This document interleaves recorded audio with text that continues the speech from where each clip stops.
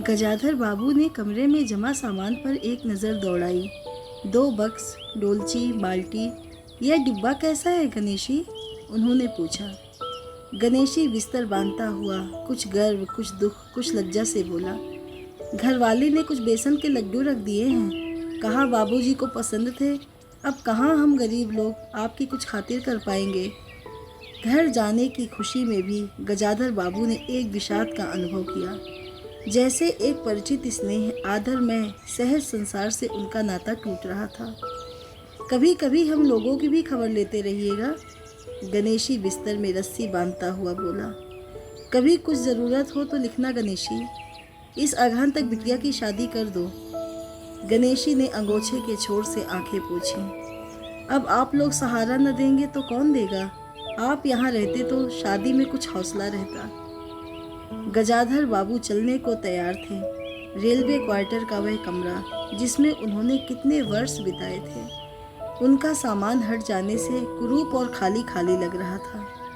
आंगन में रोपे पौधे भी जान पहचान के लोग ले गए थे और जगह जगह मिट्टी बिखरी हुई थी। पर पत्नी, बाल बच्चों के साथ रहने की कल्पना में यह बिछोह एक दुर्बल लहर की तरह उठकर विलीन हो गया। गजाधर बाबू खुश थे, बहुत खुश। 35 साल की नौकरी के बाद वह रिटायर होकर जा रहे थे। इन वर्षों में अधिकांश समय उन्होंने अकेले रहकर काटा था। उन अकेले क्षणों में भी उन्होंने इसी समय की कल्पना की थी जब वह अपने परिवार के साथ रह सकेंगे। इसी आशा के सहारे वह अपने अभाव का बोझ ढो रहे थे। संसार की दृष्टि में उनका जीवन सफल कहा जा सकता था। उन्होंने शहर में एक मकान बनवा लिया था। बड़े लड़के अमर और लड़की कांति की शादियां कर दी थी। 2 बच्चे ऊंची कक्षाओं में पढ़ रहे थे। गजाधर बाबू नौकरी के कारण प्रायः छोटे स्टेशनों पर रहे और उनके बच्चे तथा पत्नी शहर में, जिससे पढ़ाई में बाधा न हो। गजाधर बाबू स्वभाव से बहुत स्नेही व्यक्ति थे और स्नेह के आकांक्षी भी। जब परिवार साथ था, ड्यूटी से लौटकर बच्चों से हंसते बोलते, पत्नी से कुछ मनोविनोद करते। उन सबके चले जाने से उनके जीवन में गहन सूनापन भर उठा। खाली क्षणों में उनसे घर में टिका न जाता। कभी प्रकृति के न होने पर भी उन्हें पत्नी की स्नेहपूर्ण बातें याद आती रहती। दोपहर में गर्मी होने पर भी 2 बजे तक आग जलाए रहती और उनके स्टेशन से वापस आने पर गरम गरम रोटियां सेकती। उनके खा चुकने और मना करने पर भी थोड़ा सा कुछ और थाली में परोस देती और बड़े प्यार से आग्रह करती। जब वे थके हारे बाहर से आते तो उनकी आहट पावे रसोई के द्वार आती और उनकी सलज आंखें मुस्कुरा उठती। गजाधर बाबू को तब हर छोटी बात भी याद आती और वह उदास हो उठते। अब कितने वर्षों बाद यह अवसर आया था जब वह फिर उसी स्नेह और आदर के मध्य रहने जा रहे थे।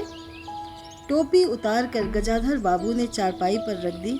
जूते खोलकर नीचे खिसका दिए। अंदर से रह रह कर कहो की आवाज आ रही थी। इतवार का दिन था। उनके सब बच्चे इकट्ठे होकर नाश्ता कर रहे थे। गजाधर बाबू के सूखे चेहरे पर स्निग्ध मुस्कान आ गई। उसी तरह मुस्कुराते हुए वह बिना खांसे अंदर चले आए। उन्होंने देखा कि नरेंद्र कमर पर हाथ रखे शायद गत रात्रि की फिल्म में देखे गए किसी नृत्य की नकल कर रहा था और बसंती हंस हंस कर दोहरी हो रही थी। अमर की बहू को अपने तन बदन, आंचल या घूंघट का कोई होश न था।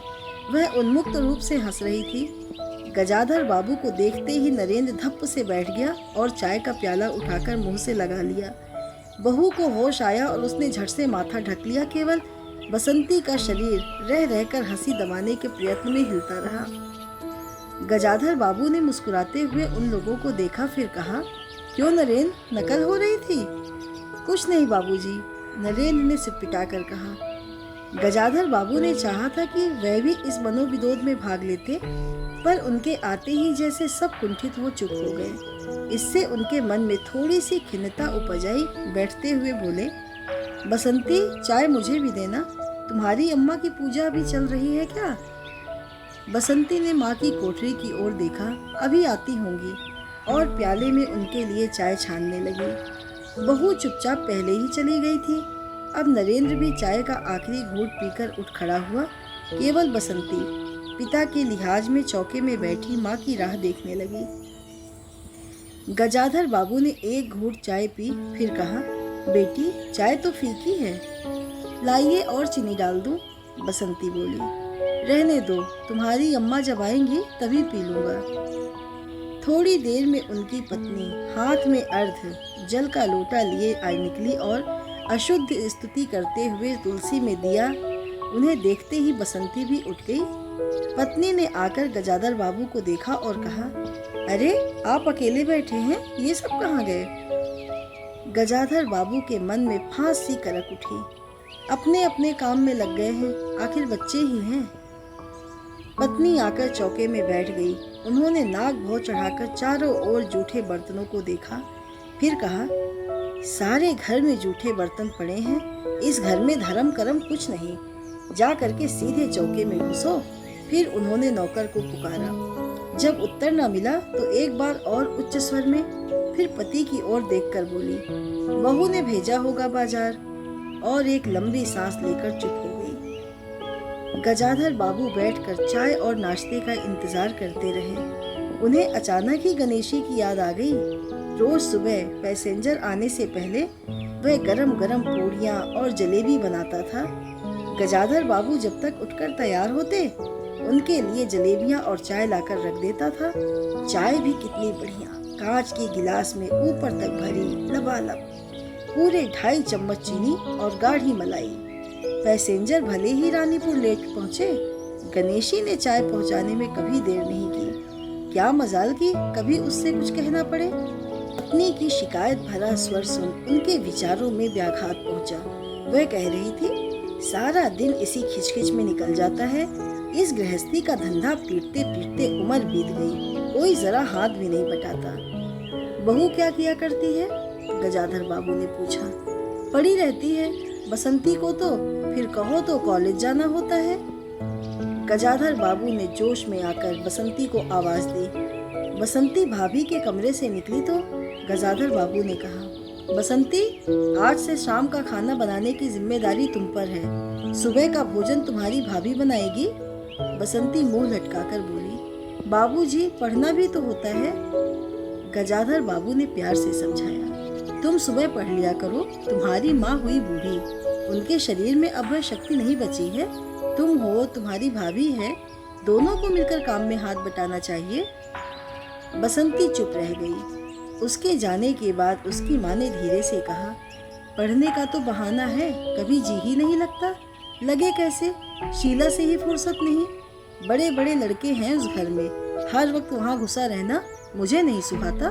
मना करूं तो सुनती नहीं। नाश्ता कर गजाधर बाबू बैठक में चले गए। घर छोटा था और ऐसी व्यवस्था हो चुकी थी कि उसमें गजाधर बाबू के रहने के लिए कोई स्थान न बचा था। जैसे किसी मेहमान के लिए कुछ अस्थायी प्रबंध कर दिया जाता है, उसी प्रकार बैठक में कुर्सियों को दीवार से सटाकर बीच में गजाधर बाबू के लिए पतली सी चारपाई डाल दी गई थी।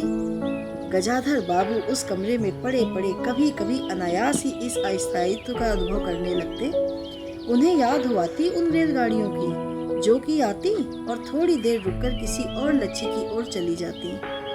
घर छोटा होने के कारण बैठक में ही अब उनका प्रबंध किया था। उनकी पत्नी के पास अंदर एक छोटा कमरा अवश्य था, पर वह एक ओर अचारों के मर्तबान, दाल चावल के कनस्तर और घी के डिब्बे से घिरा था, दूसरी ओर पुरानी रजाइयाँ दरियों में लिपटी और रस्सी से बंधी रखी थी। उनके पास एक बड़े से टीन के बक्से में घर भर के गर्म कपड़े थे। बीच में एक अलगनी बंधी हुई थी जिस पर प्रायः बसंती के कपड़े लापरवाही से पड़े रहते थे। वह भरसक उस कमरे में नहीं जाते थे। घर का दूसरा कमरा अमर और उसकी बहू के पास था। तीसरा कमरा, जो सामने की ओर था, बैठक था। गजाधर बाबू के आने से पहले उसमें अमर की ससुराल से आया बेत की 3 कुर्सियों का सेट पड़ा था। कुर्सियों पर नीली गद्दियां और बहू के हाथों के कढ़े कुशल थे। जब कभी उनकी पत्नी को कोई लंबी शिकायत करनी होती तो अपनी चटाई बैठक में डाल पड़ जाती थी। वह एक दिन चटाई लेकर आ गई। गजाधर बाबू ने घर गृहस्थी की बातें छेड़ी। वह घर का रवैया देख रहे थे। बहुत हल्के से उन्होंने कहा कि अब हाथ में पैसा कम रहेगा, कुछ खर्च कम होना चाहिए।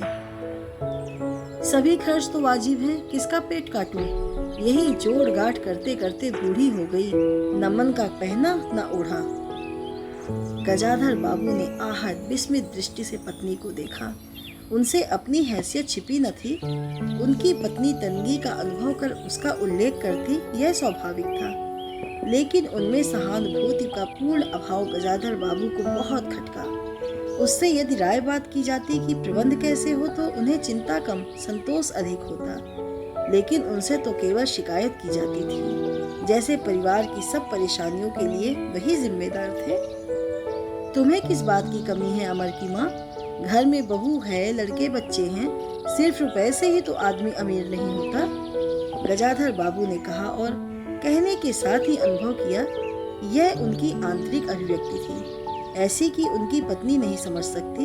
हाँ, बड़ा सुख है ना बहू से, आज रसोई करने गई है, देखो क्या होता है, कहकर पत्नी ने आंखें मूंदी और सो गई। गजाधर बाबू बैठे हुए पत्नी को देखते रह गए। यही थी क्या उनकी पत्नी, जिसके हाथों के कोमल स्पर्श, जिसकी मुस्कान की याद में उन्होंने संपूर्ण जीवन काट दिया था?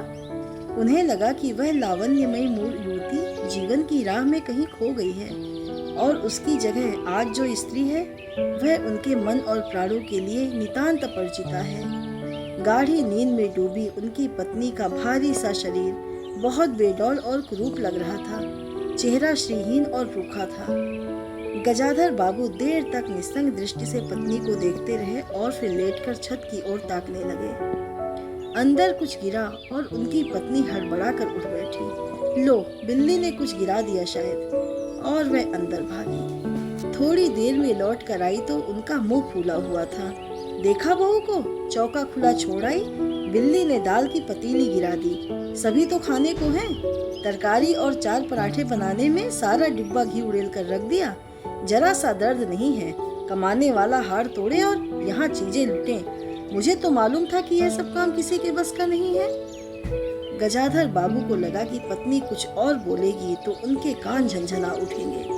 ओठ भींच करवट लेटकर उन्होंने पत्नी की ओर पीठ कर ली। रात का भोजन बसंती ने जानबूझकर ऐसा बनाया था कि कौर तक निगला न जा सके। गजाधर बाबू चुपचाप खाकर उठ गए, पर नरेंद्र थाली सरकाकर उठ खड़ा हुआ और बोला, मैं ऐसा खाना नहीं खा सकता। बसंती तुनक कर बोली, तो न खाओ, कौन तुम्हारी खुशामद करता है? तुमसे खाना बनाने को कहा किसने था? नरेंद्र चिल्लाया। बाबूजी ने। बाबूजी को बैठे बैठे यही सोचता है। बसंती को उठाकर माँ ने नरेंद्र को मनाया और अपने हाथ से कुछ बनाकर खिलाया। गजाधर बाबू ने बाद में पत्नी से कहा, इतनी बड़ी लड़की हो गई, उसे खाना बनाने तक का शऊर नहीं आया?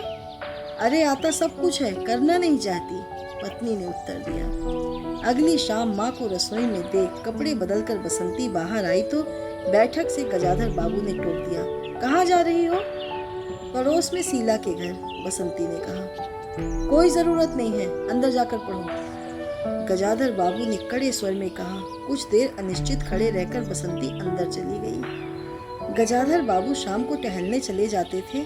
लौट कर आए तो पत्नी ने कहा, क्या कह दिया बसंती से? शाम से मुंह लपेटे पड़ी है, खाना भी नहीं खाया।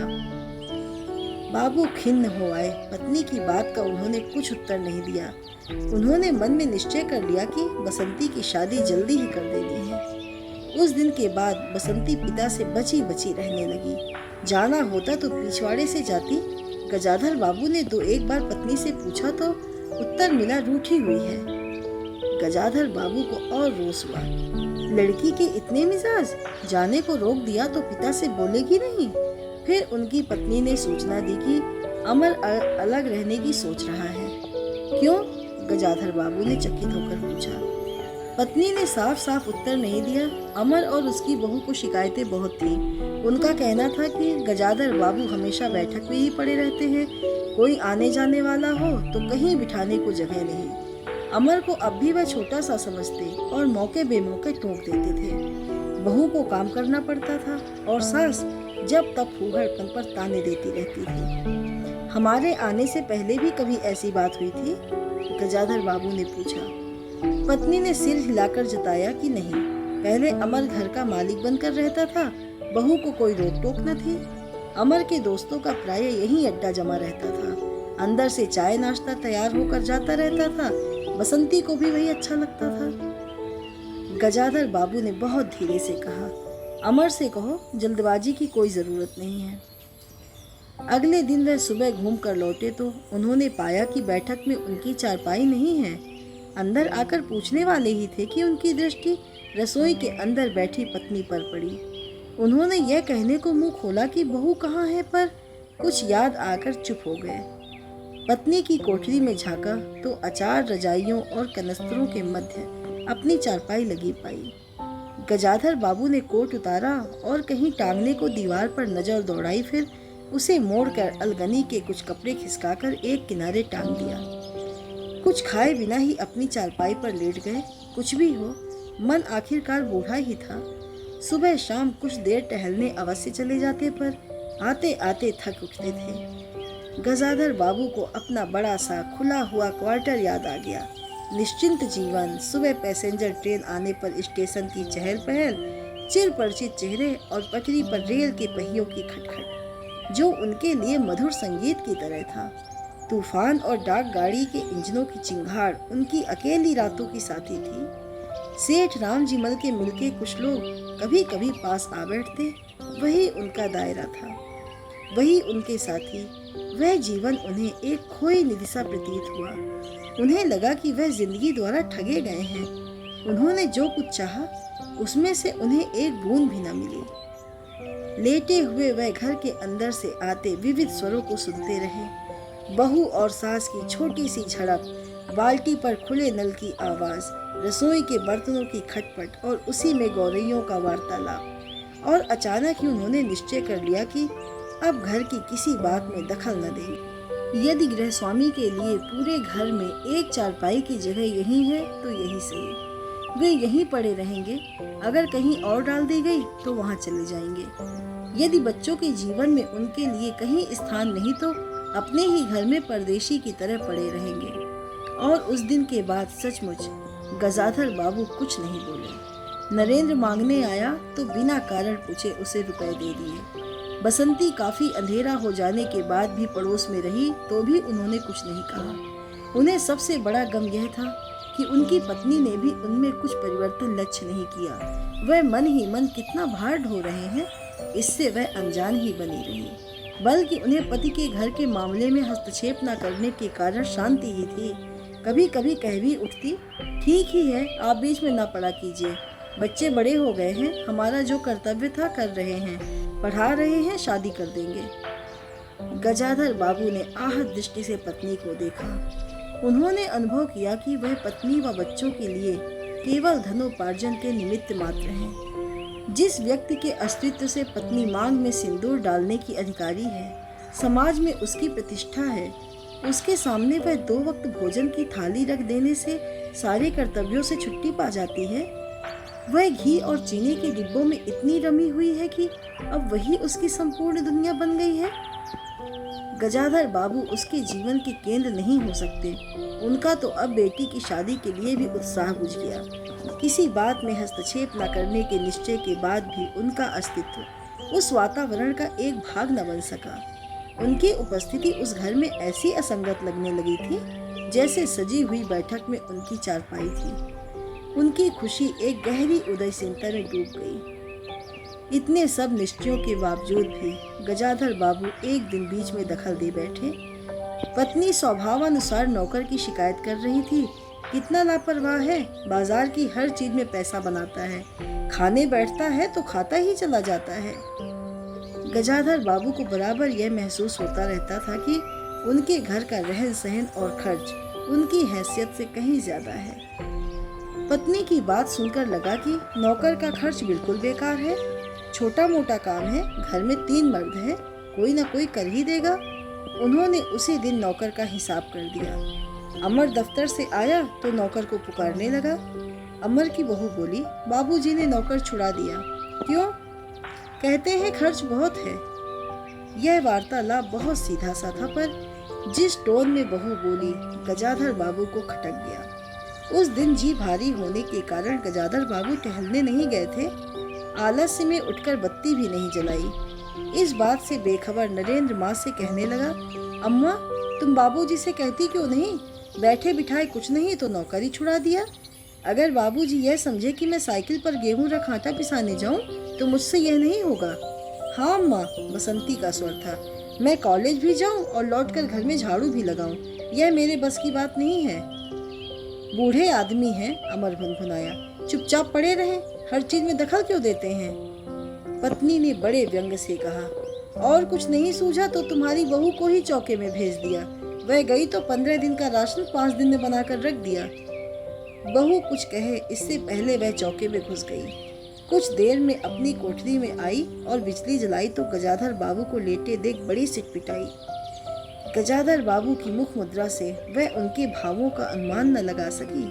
वह चुप, आंखें बंद किए लेटे रहे। गजाधर बाबू चिट्ठी हाथ में लिए अंदर आए और पत्नी को पुकारा। वह भीगे हाथ लिए निकली और आंचल से पोंछती हुई पास आ खड़ी हुई। गजाधर बाबू ने बिना किसी भूमिका से कहा, मुझे सेठ रामजी मल की चीनी मिल में नौकरी मिल गई है। खाली बैठे रहने से तो 4 पैसे घर में आए वही अच्छा है। उन्होंने तो पहले ही कहा था, मैंने मना कर दिया था। फिर कुछ रुककर जैसे बुझी हुई आग में एक चिंगारी चमक उठे। उन्होंने धीमे स्वर में कहा, मैंने सोचा था कि बरसों तुम सबसे अलग रहने के बाद अवकाश पाकर परिवार के साथ रहूंगा। खैर, परसों जाना है, तुम भी चलोगी? मैं? पत्नी ने सकपका कर कहा, मैं चलूंगी तो यहाँ का क्या होगा? इतनी बड़ी गृहस्थी, फिर सयानी लड़की। बात बीच में काट गजाधर बाबू ने हताश स्वर में कहा, ठीक है, तुम यहीं रहो, मैंने तो ऐसे ही कहा था। और गहरे मौन में डूब गए। नरेंद्र ने बड़ी तत्परता से बिस्तर बांधा और रिक्शा बुला लाया। गजाधर बाबू का टिन का बक्स और पतला सा बिस्तर उस पर रख दिया गया। नाश्ते के लिए लड्डू और मछली की डलिया उस पर रख गजाधर बाबू रिक्शे पर बैठ गए। एक दृष्टि उन्होंने अपने परिवार पर डाली, फिर दूसरी ओर देखने लगे। रिक्शा चल पड़ा। उनके जाने के बाद सब अंदर लौट आए। बहू ने अमर से पूछा, सिनेमा ले चलिएगा ना? बसंती ने उछलकर कहा, भैया हमें भी।